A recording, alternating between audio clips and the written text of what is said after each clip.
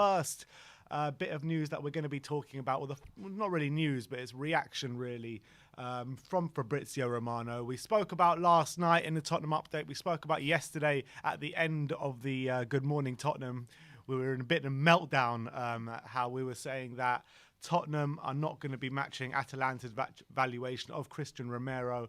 Jules Koundé looks like he's on the way to Chelsea, so he's definitely out the door. So we were kind of left in a bit of a pickle yesterday. You know, we were thinking about, you know, even Plan B, and Kurt Zouma seemed to be out the door. You know, he's used in a make weight to go to Sevilla. So it's interesting because it seemed as though it didn't seem like the deal was dead yesterday, but it seemed like people were definitely pouring cold water on the deal on Romero to come to Tottenham. But they know exactly the right things to say to trigger Tottenham fans. Yeah. These people, they know exactly the right words. Anything about difference in price or cheapskating, they know Tottenham fans are going to automatically react to that. Yeah, it's true. And but Fabrizio Romano, after all that news broke yesterday, still seems quite confident and positive of a move of Romero to Tottenham. And what he said in his Twitch last night is, he says there is a possibility that Tottenham will sign both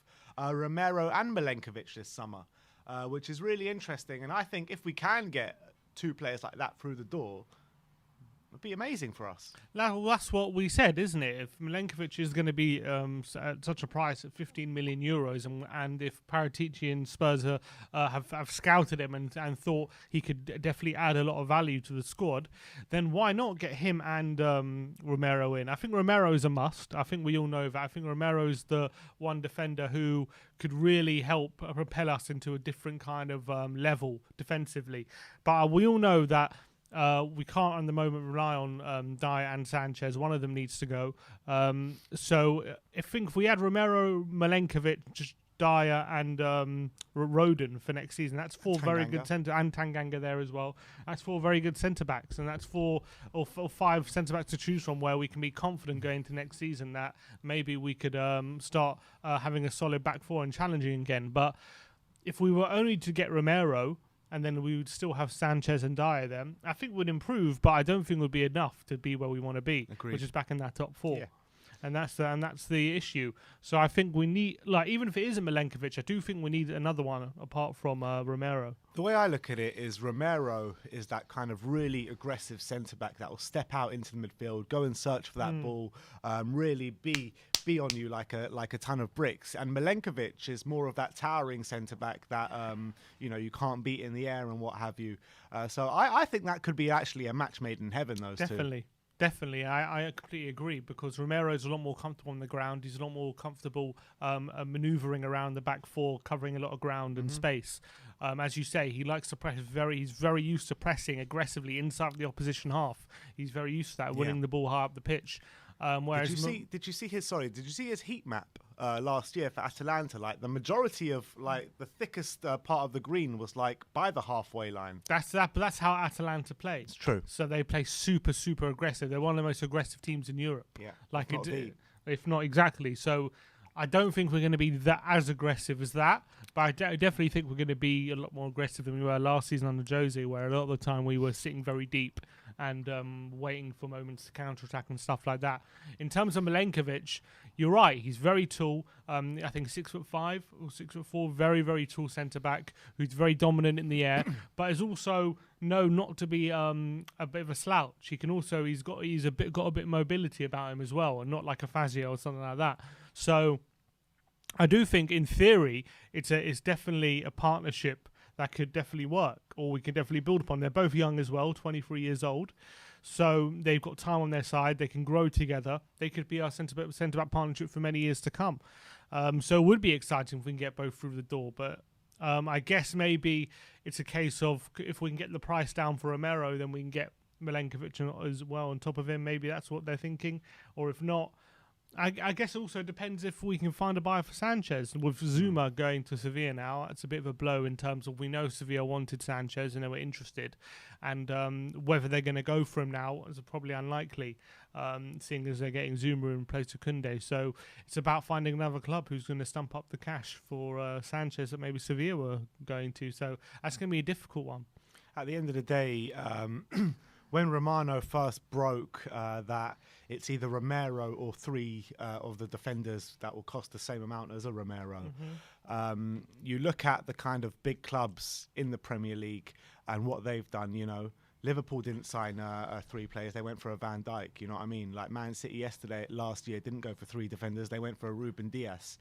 You know, Man United, they haven't gone for 3 players. They went for a Maguire, and then a few years later, they went for a Rafael Varane, you know what I mean? Big clubs push the boat out and get the best option available. And in my opinion, I think Christian Romero probably is the most viable and best option available to us. So if we don't... We made this mistake before, haven't we? Yeah, exactly. And if we don't get him over the line, like it's clear that he wants to come. It's clear the valuation missing between the 2 clubs is not even that much. It's like a £7 million. Yes, it's a lot of money in terms of how much money it is, but in the grand scheme of things, it's not that much money. So just go out and get him, man. Just go out and get him. There's 2 weeks to the start of the season. We need him to bed in as well. We need him to get his fitness levels up. We need him to get in a bit of pre-season, man. We don't have time to waste right now. Go out there and get the guy in already. And, you know, always, I think the fear at the back of or the front of every Tottenham fan's minds, I would say, is we're going to spend a few weeks bartering and negotiating. And we've already spent a week Yeah, bartering. I know. That's a short amount of time in Tottenham, you know, for Tottenham Hotspur. A week is nothing. And the fear is we're going to do all this negotiating, and then come a few weeks down the line, the deal won't get done, and then we're going to be back at square one looking for a different centre-back and going to be scrambling around, and that's not what we want to be doing. I think we need to be more ruthless, and that's what Paratici was talking about when he said, you know, when you see a player who you really believe is the one to really help you and you believe in him, and you're certain about this player, you pay the money and you move on. You don't miss out on him for a few million. And that's just a situation where Tottenham it's happened to Spurs so often. Over the past 20 years under Daniel Levy's leadership. We've missed out on players through the case of a few million so many times, and it's held us back every single time. And this is exactly what the quotes from Paratici is what we were talking about a few days ago, saying, if you want a player, if you think he's good enough, if you value him, then go spend a few million extra. You know what I mean? It's worth it. It's better than being gazumped or like not being able to get the deal done. You know what I mean? Yeah, and that's exactly it. That's exactly it. And that was a breath of fresh air reading those quotes from Paratici. But you know, at the end of the day, I think those quotes from him were before he started working at Spurs, and now he's working with Daniel Levy, who knows, who we know that he is willing to miss out on a player. For the case of a few million. We know that for a fact because it's happened so many times. Yeah. So we need Paratici to be able to convince him that this isn't the right direction if you want to be a big club moving forward and you want to be challenging for where you want to be, being in Champions League and challenging for big honours. You can't afford to be missing out on players for the sake of a few million if you really believe they're going to be the player to push you on.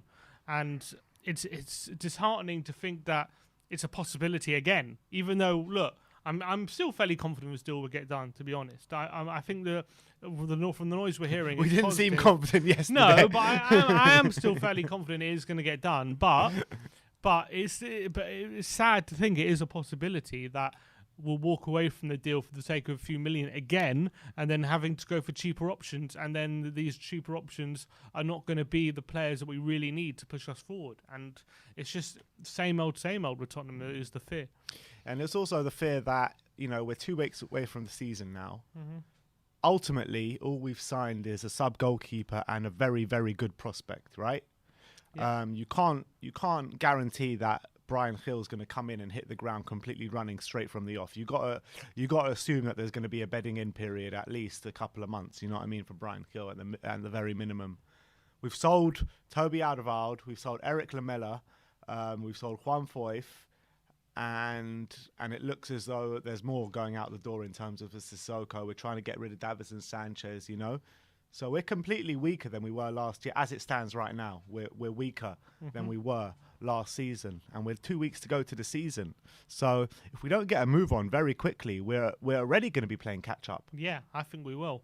And how many times as well have we had a slow start to the season because our transfer business is left so late not only do we have an unsettled squad come the start of the season, and usually in August there's about 2 or 3 games. So usually those games we like forego pretty much every single season. We usually have an unsettled squad. We have players coming in late who need to settle in and have a pre-season. How many times as well have we seen players saying, "Oh, I didn't have a pre-season last summer because I signed on deadline day and it was difficult for me to kind of get up to speed." And that's happened many times as well. And we were hoping this summer, Paratici came in a few weeks ago, and we're hoping maybe we can get a move on quickly. And he's been in the job nearly a month now. Yeah. And we were thinking, hopefully, because he came in 1st of July, started working, we can maybe get a move on quickly, get a head start in the transfer market, and not always leave it so late. But yet again, with Levy and with how well we're dealing with things, it seems we're going to leave it late again. And we're leaving it, even now is late. It's already too late. Yeah, of course it is. But he's Daniel Levy's expected Paratici to come in and in a month work complete wonders. He hasn't been given the time or the resources to do exactly what he needs to do. That's the facts of the matter. I think he has. But it's not up to Paratici to sign the dotted line and go for the negotiation. But that's what I'm saying. He hasn't been given the time. He's only had a month here, not even a month yet. It's like 28 days he's officially been in the job, and he's obviously not been given the resources he needs to succeed in the job because he hasn't signed Romero yet. Because if he was given the resources, Romero would be through the door last week. He should have been through the door a while ago. Same with Golini. I think these deals should have been done beforehand. I don't know why we wait so long all the time. Every single season we wait and wait and wait. And it's going to be difficult now for the first few games of the season to make a big impact. We've got a hard start as well. Very We've got hard Man City at the start. We've got Chelsea and Arsenal coming up pretty soon. You know what I mean? It's not like we have to rely on players who are already here. That's reality. Weaker than last year. I know, but that's the reality, and that's Tottenham for you, which is very, very annoying. And unless we have a very busy. Well, we were told it's going to be very busy this week. We've already... Look, stuff has happened, I'm not going to lie, but we need to be extremely busy over the next 2 weeks if we're going to be ready for the start of the season. Simon Cohen in the comments, big up Simon. He says Barca want Romero. We did tweet about this last night, but we poured cold water on it. A very reliable Barca journalist. I mean, it's quite well known that Barca are completely skint at the moment. They will not be signing anyone anywhere near as much as Christian Romero. They can't even afford to get their free transfers on the squad yet. Yeah, exactly. So let alone... I mean, Barcelona are in a massive mess right now. I mean... We don't know what sort of lineup Barcelona are even going to play next year. They need to get like 200 grand off the wage bill or something. Something like that. A lot of money. So before they can even add Aguero and Memphis Depay and whoever Eric Garcia and these players they've signed over the summer already on a free transfer, they need they're in desperate need to get rid of players. Yeah, so I can't see them splashing big money on a centre back right now.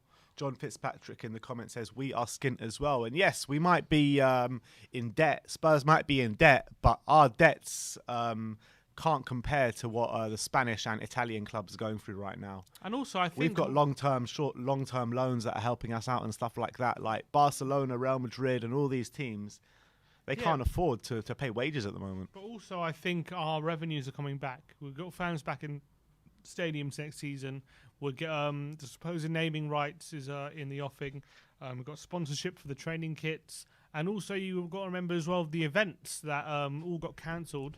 AJ's coming to the exactly. Rain. AJ's having a boxing fight. I'm sure the concerts are going to be rearranged, and we're going to have more of them at the time. Lady Gaga in October. So I think NFL as well. Yes, we were hit hard by the pandemic, but I think it's easy to forget. I think we were hit harder than most only because we were set to earn more than most. So because we were going to earn 200 million and we lost it, that's 200 million that maybe other clubs weren't even going to earn. So that's why we were hit harder, not because we lost more money. It's because we were going to earn more money than most. Projected exactly was higher than a lot of other clubs. Yeah. So it's not necessarily. So that's why we were hit so hard by the pandemic. So I think once these things start happening again and we get the ball rolling in our financials, I think we're going to be okay. But it was also obviously massively bad timing in terms of building a £1 billion stadium and then the revenues to be cut straight away. Of course. But those revenues will return. Now fans are back in stadiums, so we're going to get those back. Obviously, the money that we lost, that's never going to come back. But I think we're in a lot better situation than a lot of other clubs, despite the fact that it was bad timing for us. I think long term looking, I think we're going to be okay financially. And Levy's even said, like long term we're okay. It's just maybe short term it's a bit tight, but I think long term we're fine. But the fact of the matter is they're bartering over 7 million. And if they're talking about, I don't know how true it is, but they were talking about a deal that's going to be structured over many years, you know. So what's 7 million in the grand scheme of things when this deal is structured over many years? Of course, that's nothing. Like from a fan's point of view, no, it's a no-brainer. You get him through the door. Paratici said that, but we know Levy. We know how he does things, and unfortunately, I'm hoping he's going to change, but at the moment, it doesn't seem so. Seems like we're going to be in like he's willing to go down to the wire to shave off a few million. Yeah, and that's always how it's been, which is annoying.